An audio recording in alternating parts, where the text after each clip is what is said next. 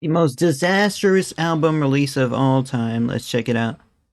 Most people, they'd say one of the best things about music is the seemingly infinite exploration of an unfiltered, never-ending library of sound, where each listener carves out their own path based on preference and experience, scoring the highest and lowest moments of their life with beautiful harmony. That is Okay, a good philosophical analysis right there, guys, right?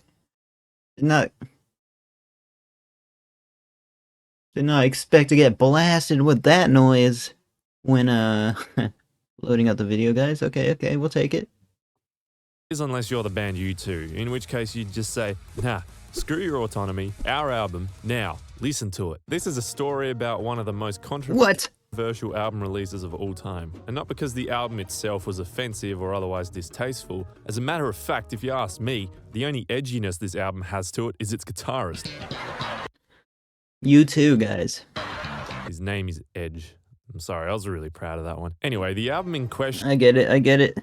is U2's 2014 album Songs of Innocence, and with it follows one of music's most poorly received album releases of all time.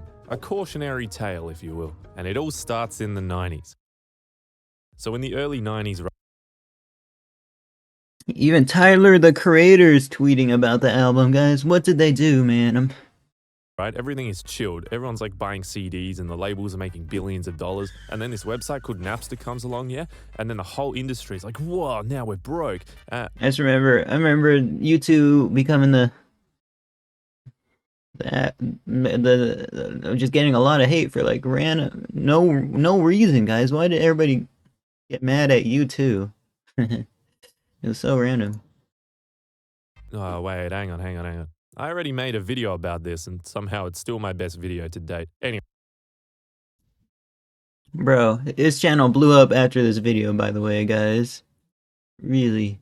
Anyway, without repeating myself over again, basically Apple took charge of the industry with products like the iPod and the iTunes Store after the extreme loss of revenue as a result of online music piracy. With Apple sitting at the helm of the music industry, they were in a pretty powerful position. They were the new boss that everyone had to suck up to, and U2 were no exception. So in 2004, the members of U2 and their two best buds, their manager Paul McGuinness and Jimmy Iovine, the then chairman of Universal Music Group, went to meet with these new kids on the block.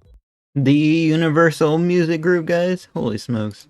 They talked about how they wanted to be a part of Apple's iconic series of silhouette adverts. Steve Jobs was skeptical. This was the early days of Apple. They weren't the god emperor of the world like they are now. As such, look at them, bro. They're so small compared. It wasn't even the iPhone that like propelled them into stardom. It seemed to be the iPad. I mean, the iPhone definitely helped a ton, but not even the iPad, guys. Or the iPod. When they upgraded their iPod to that like one thing with the screen is when things went good for them.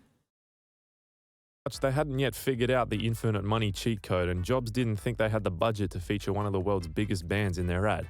But wait, Bono responded, trade offer. You get famous and super cool band U2 in your advert. We get nothing. That's right, U2 just really wanted to be in an Apple commercial. And quite frankly, so do I. For them, it was a smart way to bridge the gap into a newer audience. And Stevie J was— oh, no way. I remember that commercial, guys. Why are they mad because of that commercial? was on board. Alright, Mr. Bono, you drive a hard bargain. But being that you're literally charging me nothing, I'd be pretty stupid to say no. Wait, for God's sakes, I knew it. What? Can we get some Apple stocks? What? No, you said you were going to do this for free. Please. Nothing's free in this life. Please, no. Okay, fine. Alright, anyway, as I was saying, it was a pleasure doing business. Wait, I swear to God, dude, can we get our own black iPod? What? Why? Yeah, like a— okay, that's a little bit too much, guys. cool black— but man, if this thing ever released, that'd be cool. and red U2 themed iPod. It'll be sick. Oh, for God's sakes, fine, just get the hell out of my office.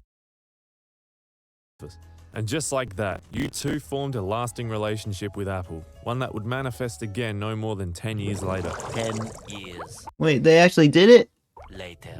U2 had a brilliant idea. They had this new album, and by God, they wanted as many people as possible to listen to it. No I'm sure that's every artist in the world. matter what. Tim Cook, The new Apple I wonder what they're thinking when they're hypothesizing for the cover arts, guys. Straight up just hugging his stomach. CEO wasn't a huge fan of the idea of giving away music for free. Why would you guys not want to make any money off this album? He asked Bono. Oh no, we are. You're going to pay us for it, and then you're going to give it away for free. Yeah, that was the actual deal. Apple would buy the album off of U2 and then give it to their iTunes users for free. Similar to how Netflix would buy films off of studios and then... Hey, not that wild of an idea here, guys. We still haven't found out why they got mad at him. Offer them on their platform. Somehow, Tim Cook thought this was the deal of the century and he went for it. At the September 2014 Apple Cult Oh meeting, my gosh. the group unveiled their genius idea. U2 performed one of their songs live. Tim Cook lost his shit. Wasn't that the most incredible single you've ever heard? No, Tim. Sponsored by U2. No, it wasn't. What follows is a definitely not staged and definitely Yeah, it seems like the standard album cover art they call. You know what I mean? For like a band like that, guys, like, you know, trying to make themselves look nothing over the top, just like, you know, simplistic style. It's quite often artists do that, guys. real interaction between Bono and Tim, where Bono asked Apple if they Guys, does that album art look cool and hip? Let me know in the comments below. could get their album out to their 500 million iTunes users. And I think you can help us. How do we get this to as many people as possible? Well, you know, we do have iTunes. I do believe you have over 500 million subscribers to iTunes. Jeez, bro, that is so much, though. I wonder if they still have the same numbers, guys. So could you get this to them? 500 million back then is pretty wild. Sure, we could do that. And then, right then and there, the most experimental album release of all time was given the green light. U2's new album, Songs of Innocence, is going out for free to 500 million people in the next 5 seconds. 5, 4, 3, 2. Hey, good presentation.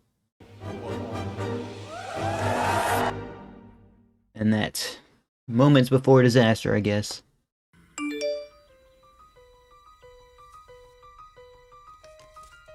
But yeah, I'd be pretty happy if they're including freebies like that, guys.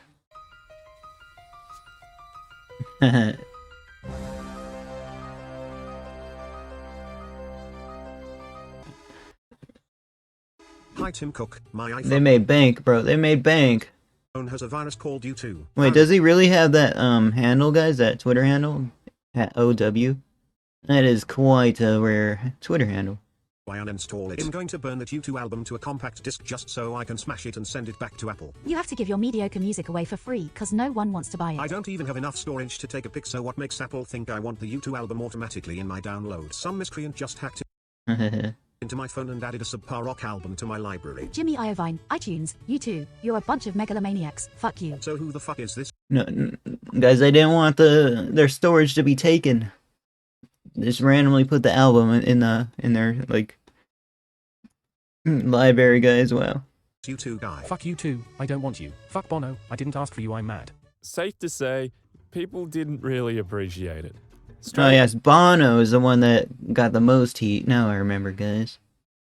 Off the bat, there was a fair amount of backlash. Guys, when this happened is when I was like barely graduating high school, so I was like not that smart.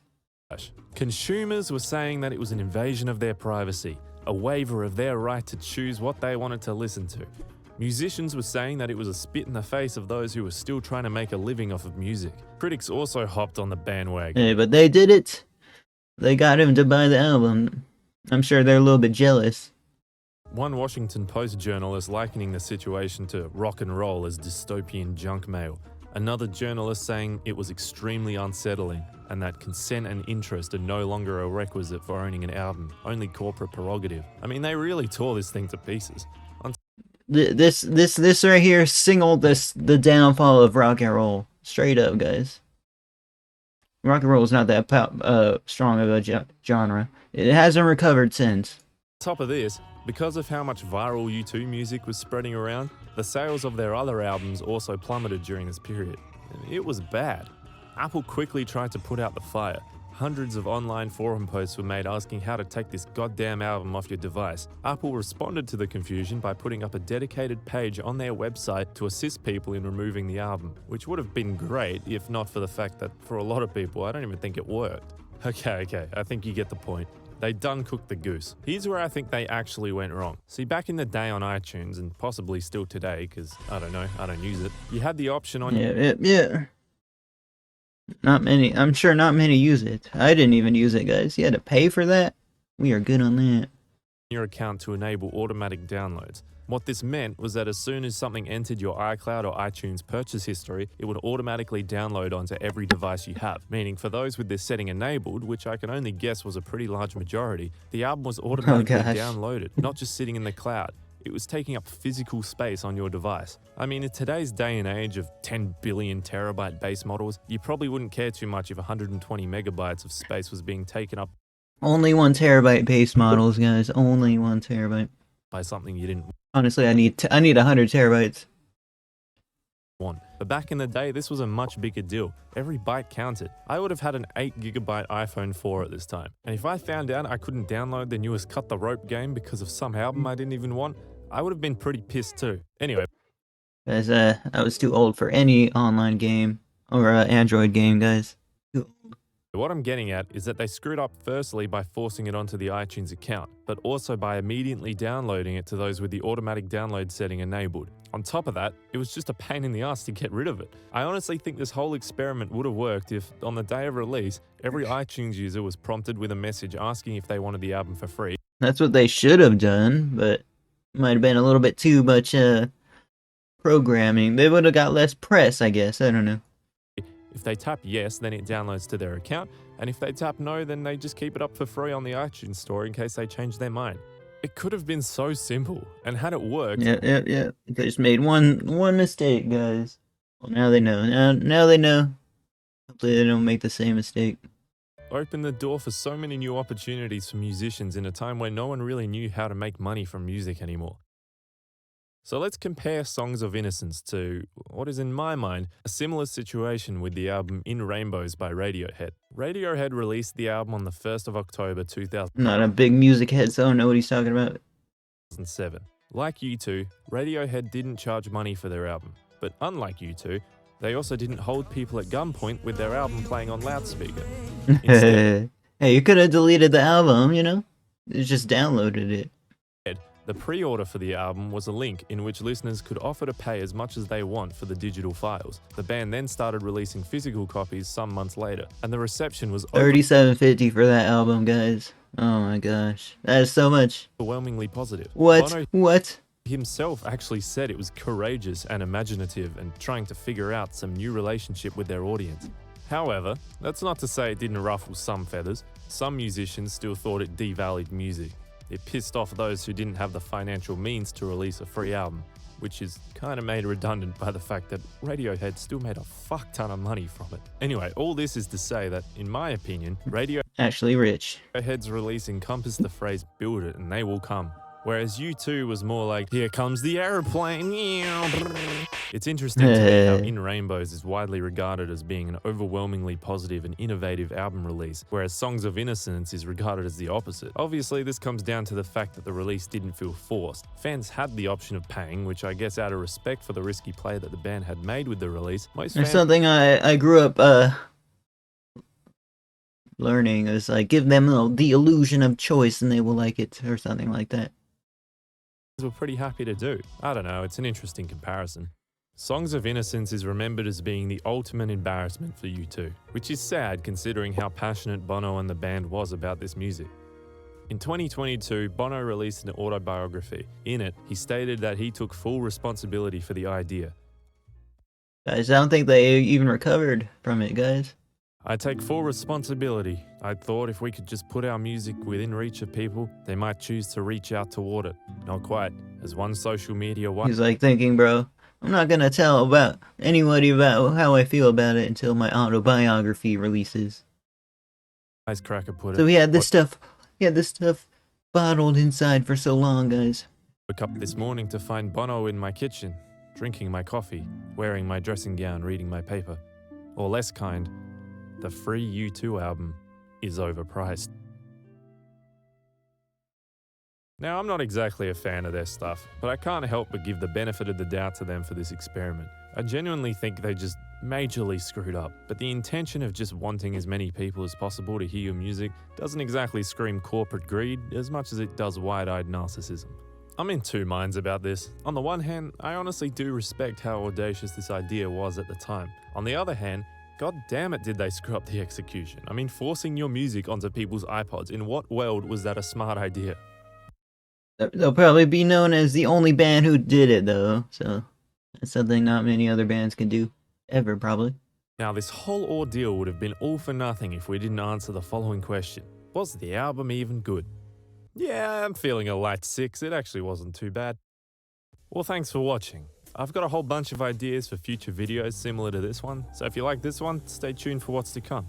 Now, I would love to keep talking to you, but I just finished my Hyper Jazz Noisecore album, so I gotta go play it to as many people as possible.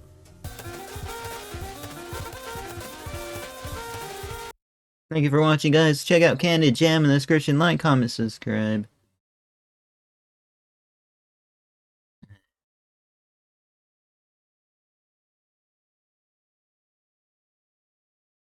They changed her wallpaper on her album cover. She thought her phone was hacked.